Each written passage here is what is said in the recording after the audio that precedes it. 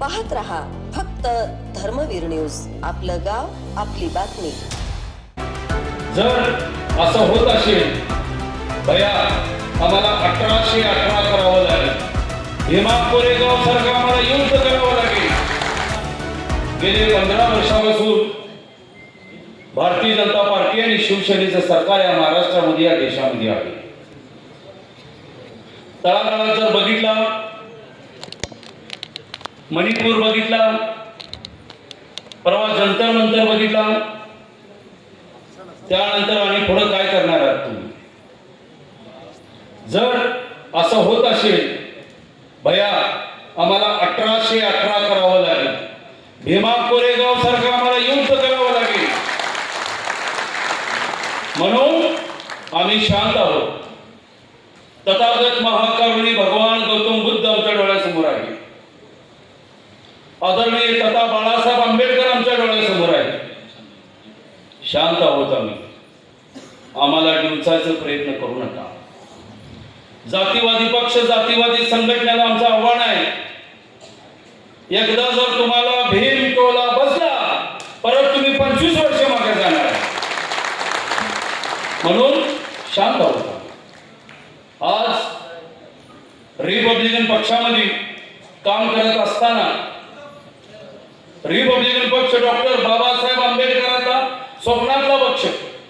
बाबासाहेबांनी आमच्यासारख्या छोट्या मोठ्या कार्यकर्त्याला लढता यावं, समाजाला न्याय मिळवून द्यावं म्हणून बाबासाहेबांनी हा पक्ष स्थापन केला.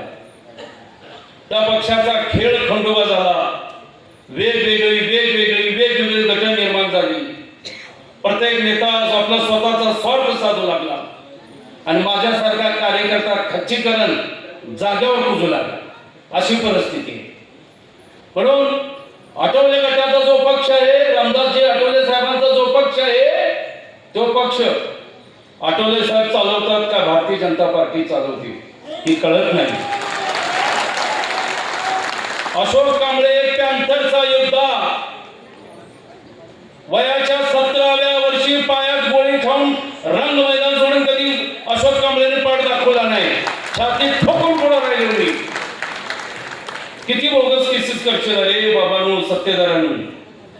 41 गुन्हे दाखल केले माझ्यावर. 41 गुन्हे. समोर वकील बसला माझा अण्णा जाधव. माझा वकील पुढे बसलाय आणि तो वकील म्हणत होता, साहेब माझी 2 मुली आहेत, एक ऐश्वर्या आणि एक अंजली नावाची. त्या मैत्रिणीच्या आईने विचारले, अगं तुमचे पप्पा कुठे सर्व्हिसला आहे? तर माझ्या ऐश्वर्या आमची सांगतात कोर्टात आहे. रोज त्यांचं समोर वकील बसला. आजपर्यंत वकिलाला 1 रुपयाची फी दिली नाही. खरोखर मानलं पाहिजे तुम्हाला बरं का ना.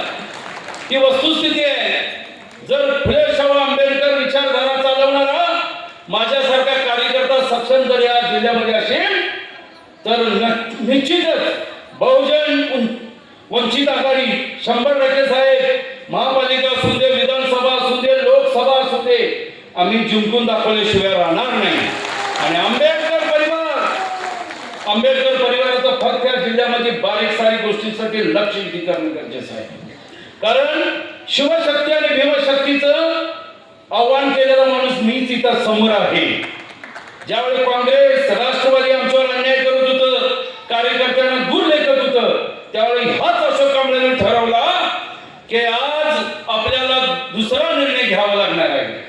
म्हणून शिवशक्ती आणि भीमशक्ती ही मिरजेतून आणि माझ्यापासून चालू झालेलं लक्षात घ्या. ही विसरता कामा नाही. म्हणून आज मला सांगायचं सुजात भाया, बाळासाहेबांना वेळ मिळत नाहीये, ते देशभर फिरतायत. तुम्ही सांगली जिल्ह्यामध्ये थोडंसं लक्ष विधी करा. माझ्यासारखे हजारो कार्यकर्ते आपल्या वंचित बहुजन आघाडीमध्ये येतील आणि वंचित बहुजन आघाडीच्या ठिकाणी ताकद वाढवतील. विवेक अप्पा कांबळे हा 75चा चळवळीतला कार्यकर्ता होता आणि अप्पांचा आदर्श माझ्यावर आहे आणि आयुष्यभर राहणार आहे. कोण ऐरागारा म्हणायचं नाही. मी अप्पासारखा होईल नाही चालणार. अप्पाचा वारसदार मीच आहे आणि मीच असणार आहे. या ठिकाणी बरेच वक्ते बोलणार आहेत. बोलायला वेळ फार काय, परंतु मी बोलू शकत नाही.